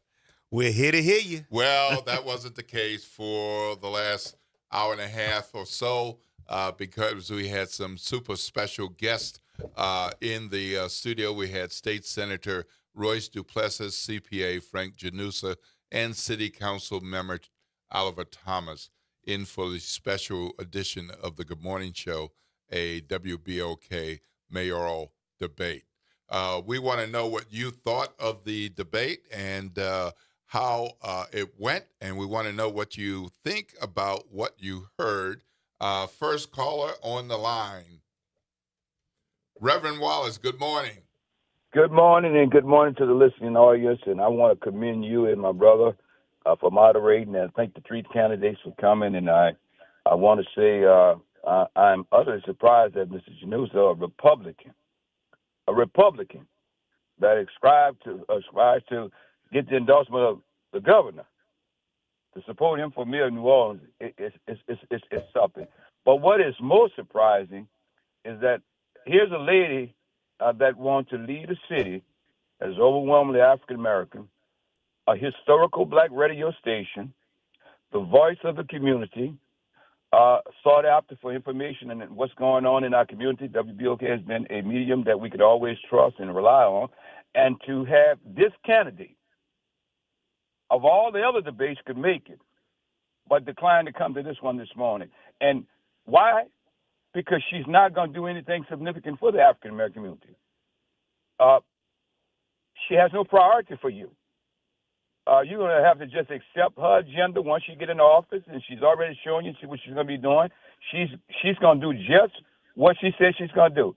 She's going to bring in all these other entities outside of the parish into New Orleans, and the scope of everything going to change. The next thing is they're going to change the charter. You can get ready for that.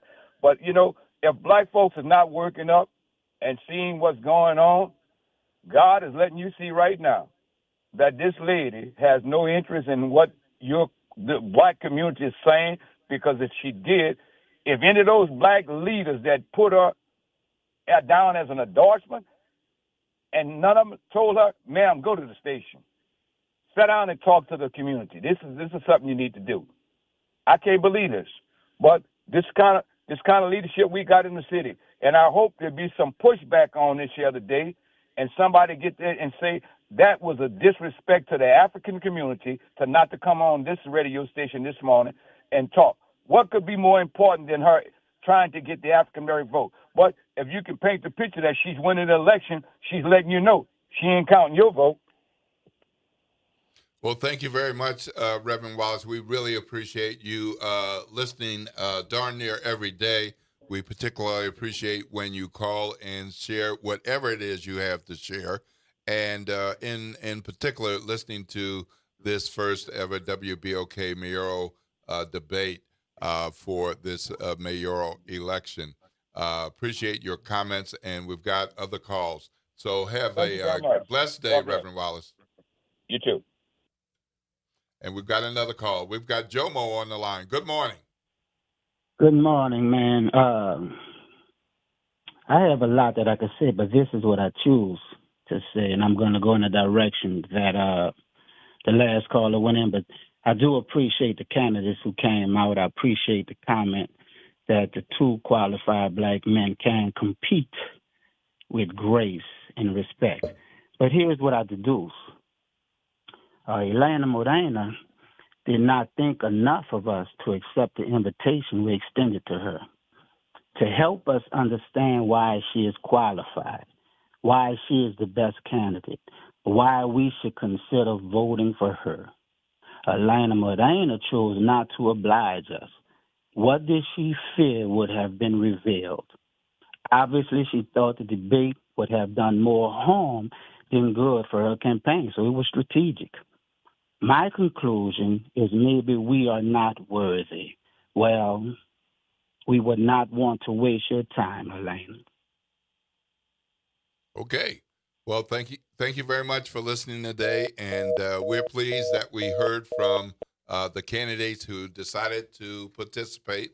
Again, for those of you who just might be tuning in, we had a great mayoral debate featuring State Senator Royce Duplessis, CPA Frank Janusa, and City Council member Alva Thomas. We got another caller. Good morning, Reverend Calhoun. How are you today, sir? I am doing simply wonderful as usual. Fabulous. I found that the debate was informative. I found that the debate directed and told us where leadership is and what leadership is about. I do like the fact that it was dispelled about the rivalry or the animosity that's between candidates. That's not true, according to what they said.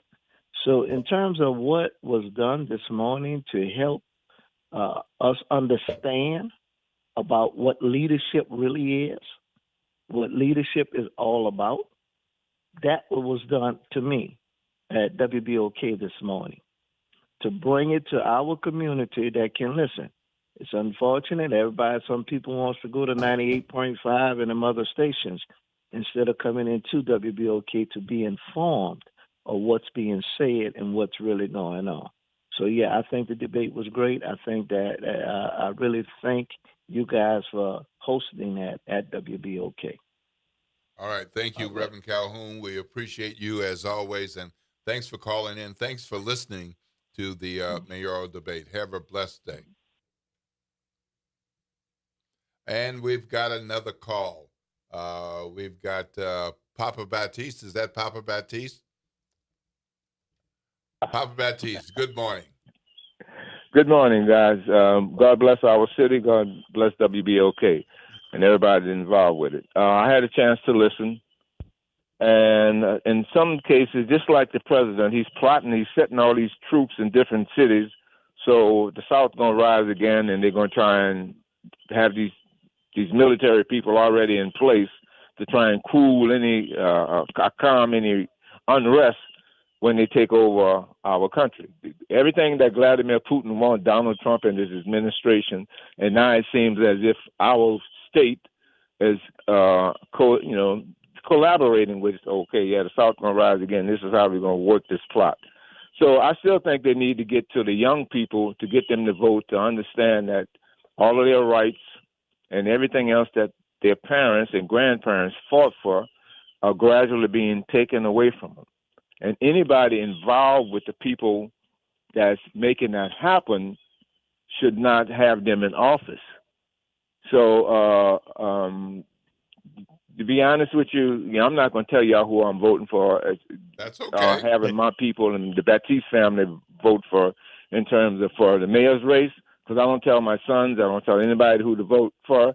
I tell them to go register to vote. They need to have a massive 1-week push for all of the 18-year-old voters that hadn't voted, explain to them and have them look at our qualified black men that's running for the office, and have them look at all of the underlying process that the Republican Party, and seems like everybody that's following the Republican Party are down with this Charlie Kirk person, whom I understand was an absolute disaster for a person in terms of looking at us, at the black race, because once he said something about women, that meant he talked about my daughter, he talked about my mother, he talked about my sister. And if anybody, I would ask them to ask her or any of the candidates how they feel about him. How do they sit on that side? Okay. And so you got a couple of things that happen in this race, man, that us as African Americans need to look at. And just remember this, since they think they got all of the power and the weapons and everything else, that's what General Custer thought until everybody got together. And then just ask Custer. Y'all be blessed. All right. Have a blessed day, Papa Baptiste. And we got another call. Ben, you're on the line. Yeah, hey, Mr. Sutton. Hey, for all of these pastors that are calling in, everyone knows that these pastors, they get bought and paid for every election cycle. As far as Helena goes, she has been the biggest panderer to black people over the past 8 years. I mean, there's no one more that panders more towards black people than her. And now here she is being stabbed in the back by the poverty pimps that keep calling in that call themselves preachers. And as far as Chief Compass goes, he was the police chief during the Danziger Bridge shooting, and he did testify in front of a federal grand jury. Just Google it. Anybody with Google can figure it out, and he is a pathological liar on this show, and I don't know why you all keep him. Well, first of all, I went to the grand jury.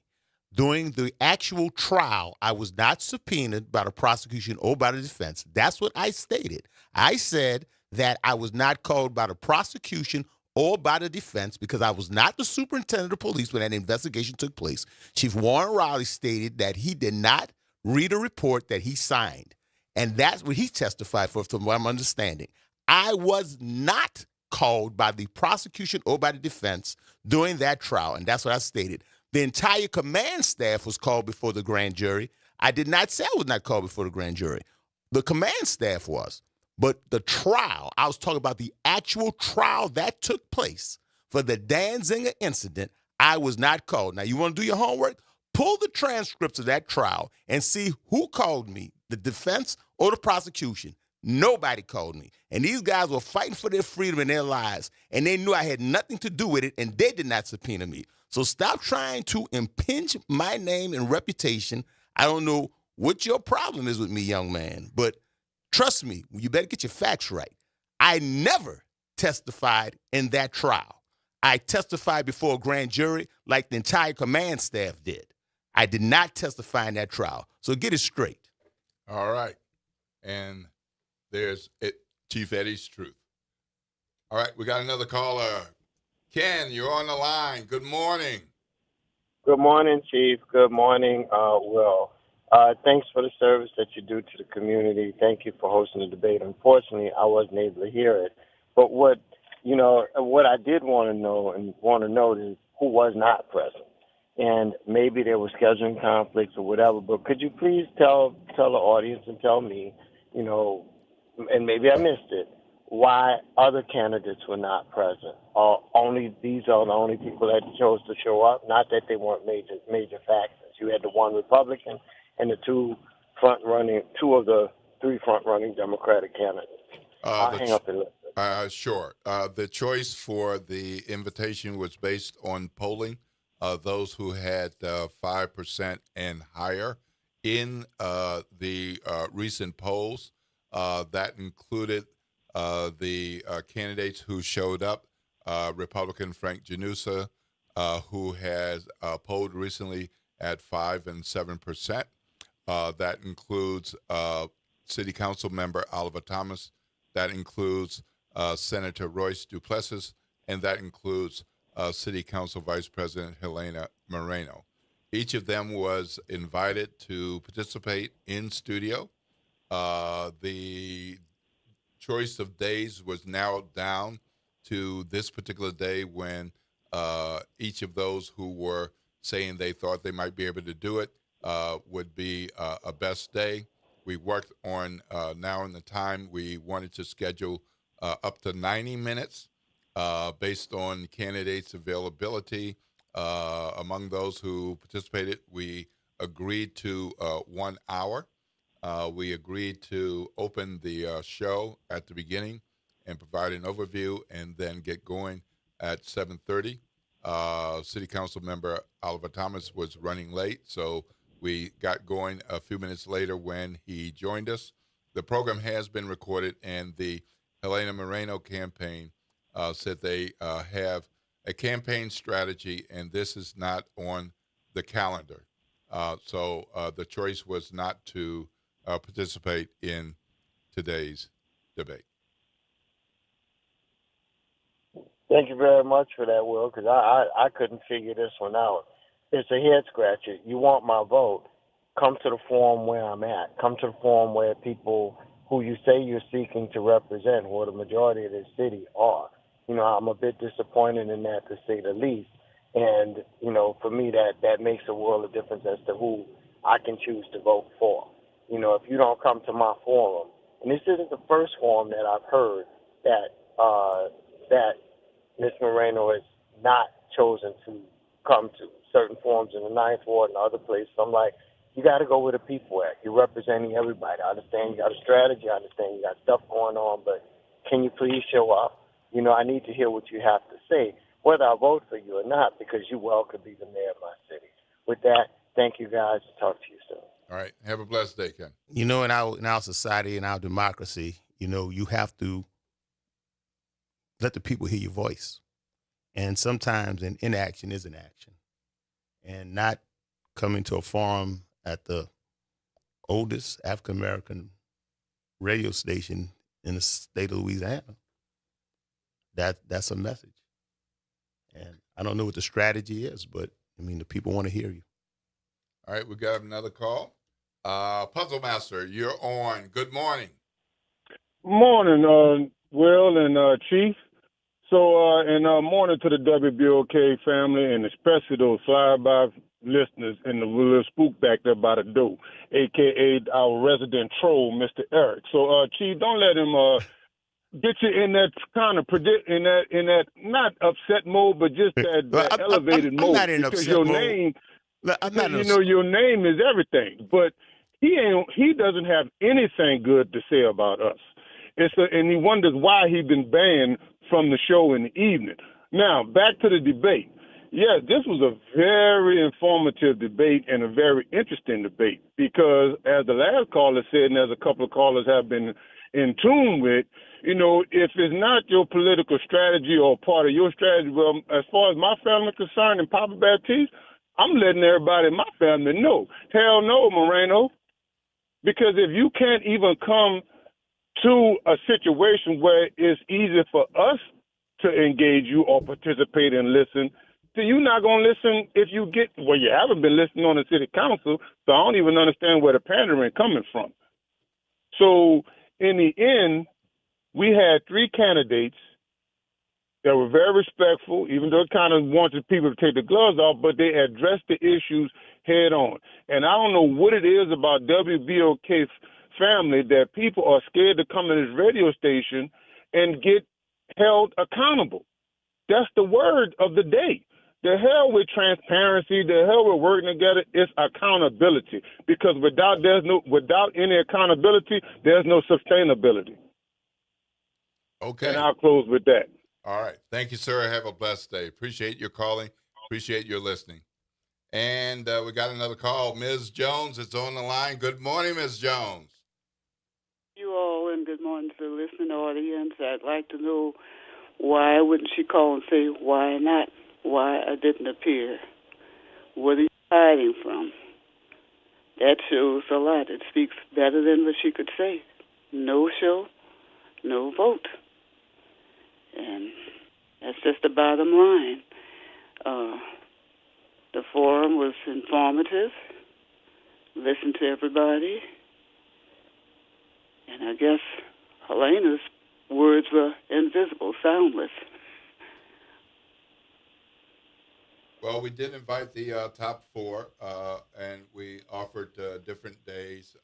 These are the candidates who showed up, and we're thankful to CPA Janusa and State Senator Royce Duplessis and City Council Member Oliver Thomas for making us a priority and speaking to the WBOK audience. This was not for Chief Eddie and me. Right. This is not for Chief Eddie and me. We're fortunate enough that in moving around the city, we see these guys and other mayoral candidates and other candidates throughout our normal days and weeks. But we know that everybody doesn't have that opportunity. And this is the most important race for this campaign season. There are other important races, but this determines who will lead our city next. So exactly, we thought it was important and the listening audience should pass the word to say about her non-appearance, her rejection. She wouldn't give a reason. I consider it kind of rude, actually.